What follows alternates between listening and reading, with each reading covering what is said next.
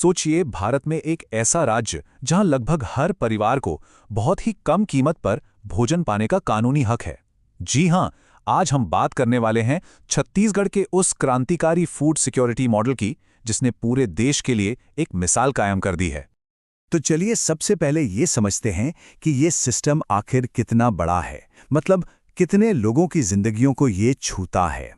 देखिए 2022 के आखिर तक के आंकड़े बताते हैं कि राज्य में 72 लाख से भी ज्यादा, मतलब 7.27 मिलियन से ज्यादा राशन कार्ड एक्टिव थे। और जानते हैं इसका मतलब क्या है? इसका मतलब है कि राज्य की लगभग 90% आबादी इस सिस्टम के दायरे में आती है। ये दिखाता है कि इसकी पहुंच कितनी कितनी ज्यादा गहरी है। अब सवाल उठता है कि ये पब्लिक डिस्ट्रीब्यूशन सिस्टम यानी पीडीएस आखिर है क्या? देखिए, आसान भाषा में कहें तो ये सरकार का एक बहुत बड़ा नेटवर्क है। दुकानों की एक चेन जिसका काम है लोगों तक, खास तौर पर जो आर्थिक रूप से कमजोर हैं, उन तक सस्ता अनाज, चीनी और दूसरी जरूरी चीजें पहुंचाना। लेकिन देखिए, एक वक्त था जब पीडीएस का नाम सुनते ही दिमाग में भ्रष्टाचार और लीकेजेस की बातें आती थीं। तो छत्तीसगढ़ की जो कहानी है ना, वो यहीं से शुरू होती है। उन बुनियादी सुधारों से जिनका एक ही मकसद था, सिस्टम में पारदर्शिता यानी ट्रांसपेरेंसी लाना। और सबसे कमाल की बात क्या पता है? ये सारे बड़े बड़े बदलाव सिर्फ 2 साल के अंदर, मतलब 2007 और 2008 के बीच ही लागू कर दिए गए थे। इसने अकाउंटेबिलिटी का, मतलब जवाबदेही का, एक बिल्कुल नया स्टैंडर्ड सेट कर दिया। तो हुआ ये कि एंड टू एंड कंप्यूटराइजेशन से अनाज के हर दाने को ट्रैक करना मुमकिन हो गया। इससे जो लीकेज होती थी, मतलब अनाज की चोरी, वो रुक गई। फिर एक कॉल सेंटर बनाया गया जहां कोई भी अपनी शिकायत दर्ज करा सकता था। और चावल उत्सव ने तो गेम ही बदल दिया। अब लोगों को पता था कि हर महीने की एक फिक्स्ड तारीख को उन्हें उनका राशन मिलना ही मिलना है। इन सब ने मिलकर सिस्टम से करप्शन को काफी हद तक बाहर कर दिया। और इन्हीं सुधारों ने एक बहुत बड़े कानूनी बदलाव की नींव रखी। एक ऐसा बदलाव जिसने छत्तीसगढ़ को पूरे देश से एक कदम आगे खड़ा कर दिया। ये वाकई एक ऐतिहासिक पल था। सोचिए, छत्तीसगढ़ भारत का पहला ऐसा राज्य बना जिसने अपना खुद का फूड सिक्योरिटी एक्ट लागू किया। इस कानून ने भोजन को एक खैरात से एक अधिकार में बदल दिया। मतलब अब ये कोई एहसान नहीं, बल्कि लोगों का हक था।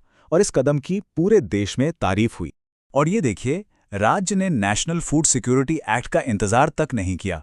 उससे एक साल पहले 2012 में ही अपना कानून ले आए। ये दिखाता है कि उनका अप्रोच कितना प्रोएक्टिव था।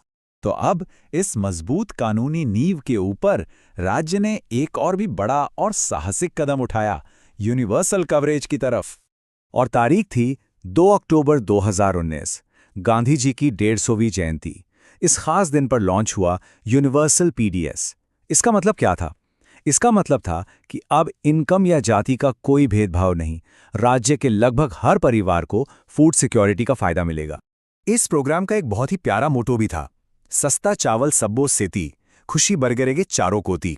मतलब सबके लिए सस्ता चावल और चारों दिशाओं में फैलेगी खुशी। ये सिर्फ एक सरकारी नारा नहीं था, ये लोगों की भलाई के लिए किया गया एक वादा था। तो चलिए अब जरा ये देखते हैं कि ये पूरा सिस्टम असल में जमीन पर काम कैसे करता है। देखिए, इस पूरे सिस्टम की रीढ़ हैं 13,000 से भी ज्यादा फेयर प्राइस शॉप्स, यानी उचित मूल्य की दुकानें। और सबसे खास बात यह है कि इनमें से ज्यादातर दुकानें गांवों में हैं। ऐसा इसलिए ताकि मदद उन तक पहुंचे जिन्हें इसकी सबसे ज्यादा जरूरत है। और यहां एक और बहुत बड़ा एक क्रांतिकारी बदलाव है। 70% से ज्यादा दुकानें कोई प्राइवेट डीलर नहीं चलाते, बल्कि उन्हें चलाते हैं स्थानीय समुदाय, जैसे कि कोऑपरेटिव सोसाइटीज और महिलाओं के सेल्फ हेल्प ग्रुप्स। इससे हुआ क्या? इससे ना सिर्फ लोकल लोगों को काम मिला, वे मजबूत हुए, बल्कि भ्रष्टाचार पर भी रोक लगी, क्योंकि अब दुकानदार अपने ही लोगों, अपने ही समुदाय के प्रति जवाबदेह थे। अच्छा, तो अब ये समझते हैं कि किसे क्या और कितना मिलता है। जो सबसे ज्यादा जरूरतमंद परिवार हैं, जिन्हें अंत्योदय कहते हैं, उन्हें हर महीने 35 किलो चावल मिलता है और कीमत सिर्फ 1 रुपया प्रति किलो। और कमाल की बात यह है कि जो जनरल कैटेगरी के परिवार हैं, वो भी इस स्कीम से बाहर नहीं है। हाँ, उन्हें थोड़े अलग रेट पर मिलता है, लेकिन मिलता जरूर है। यही तो है असली यूनिवर्सल कवरेज। तो इसकी पूरी कहानी और इसके काम करने के तरीके को समझने के बाद सवाल ये है कि छत्तीसगढ़ मॉडल से हम असल में सीखते क्या हैं, इसका निचोड़ क्या है। तो देखिए, छत्तीसगढ़ मॉडल का जो सार है वो 4 पिलर्स पे टिका है। पहला, ट्रांसपेरेंसी के लिए टेक्नोलॉजी का इस्तेमाल।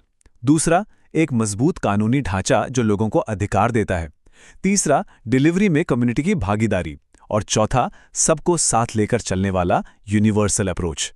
ये बस अलग-अलग पॉलिसीज नहीं है, बल्कि ये एक पूरा सिस्टम है जहां हर हिस्सा दूसरे को और मजबूत बनाता है।